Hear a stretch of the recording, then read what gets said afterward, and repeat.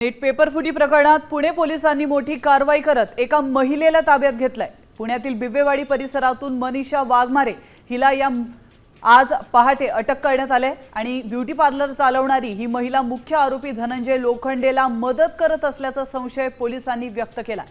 आपण पाहू शकतो विद्यार्थ्यांशी संपर्क साधून त्यांना आरोपीपर्यंत पोहोचवण्याचं काम ही महिला करत असल्याचं तपासात समोर आलंय। पोलिसांनी तिचा लॅपटॉप आणि मोबाईल देखील जप्त केलाय। ही आरोपी महिला आज सीबीआयच्या स्वाधीन करणार असल्याची माहिती समोर येते। आपण पाहू शकतो या महिलेचा देखील या संपूर्ण प्रकरणामध्ये आता सहभाग असल्याचं समोर आलेलं आहे। महत्त्वाचं म्हणजे पुण्यापर्यंत आता हे धागेदोरे पोहोचलेत। पुण्यातील बिबवेवाडीमध्ये राहणारी ही ब्युटी पार्लर चालवणारी महिला देखील नीट पेपरफुटीमध्ये काम करत असल्याचं समोर आलं।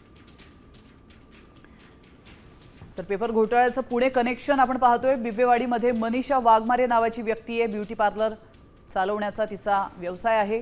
संशयित आरोपी धनंजय लोखंडे आणि विद्यार्थ्यांमधील कनेक्शन जुळवण्याचं ती काम करायची। नीट परीक्षार्थींना शोधून त्यांना धनंजय लोखंडेपर्यंत ती पोहोचवायची।